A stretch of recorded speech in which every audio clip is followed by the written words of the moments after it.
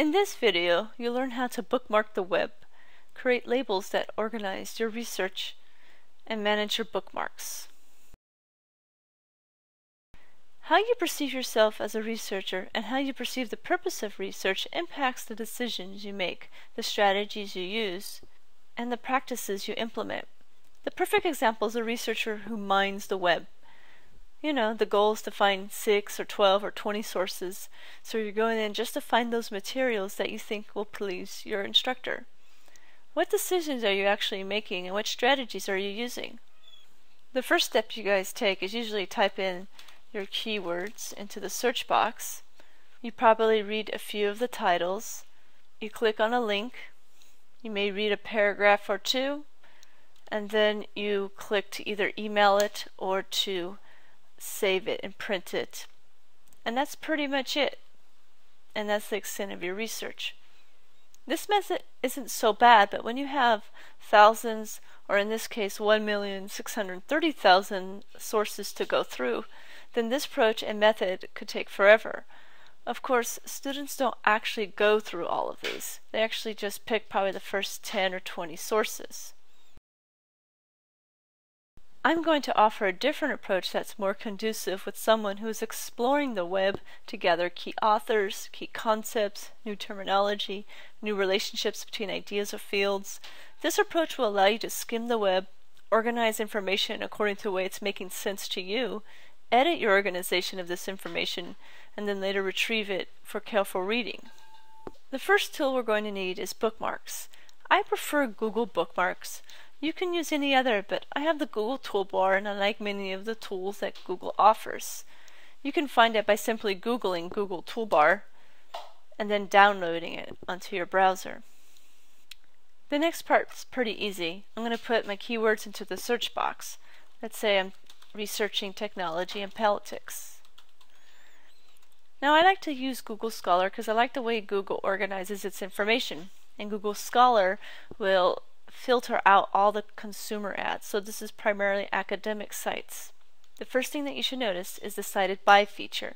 In general, the higher the number, the more likely that the source is reputable or credible. Getting cited is very important because it means that people are looking at your work to lay a foundation for more research or more theory. I'm going to take note of this name Sussman because if 126 people have cited her, then he or she might be really, really important. So let's say I click on this link. At this point, I can skim the first page or two and see if it's something that I might be interested in. But I'm not going to read the whole thing. I'm not going to even email it or print it. I'm going to simply bookmark this page, and I can create and edit a title so that way I recall it later on. And then I'm going to write a label. So I'm going to go ahead and use the author's name. Again, this might come up over and over again. I'm also going to write my keywords technology and politics.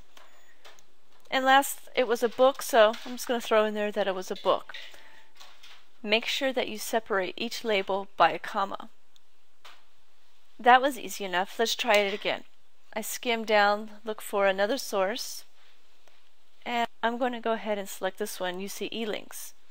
Now, what this means is that in a regular Google Scholar site, people would not have access to this journal article. You would have to pay for it.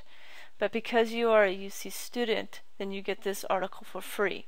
In order to get the UC eLinks link, you should be able to see the word proxy in the URL above.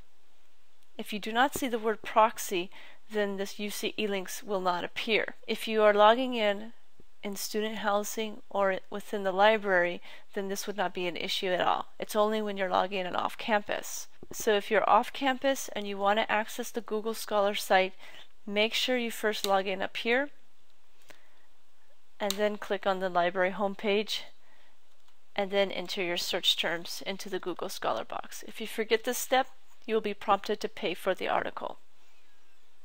Alright, I click on UC eLinks.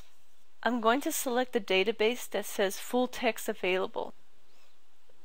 I maximize this window, and then once again I bookmark this page. I usually like to edit the titles so it's nice and clear and understandable for me for later.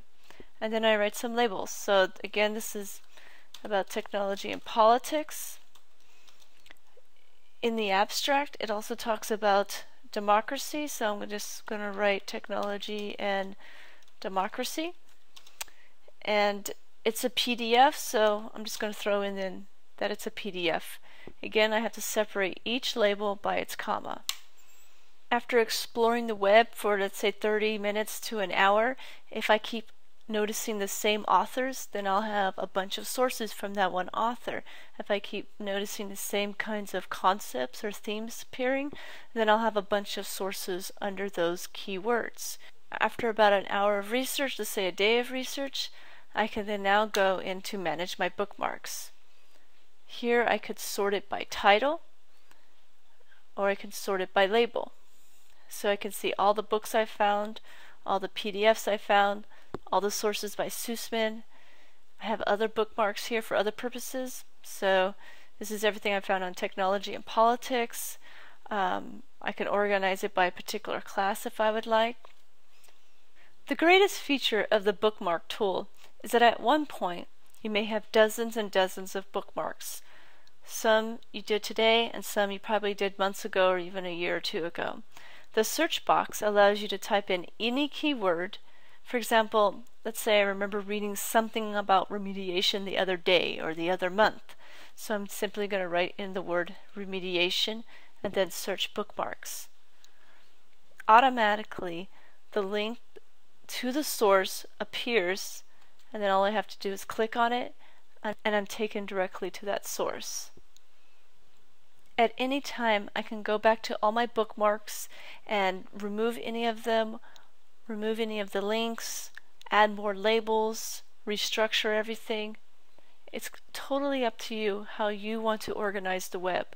So this method allows you to explore the web without having to stop and read everything. It allows you to organize it in a way that makes sense to you, and it allows you to retrieve information and materials at any time that you need them.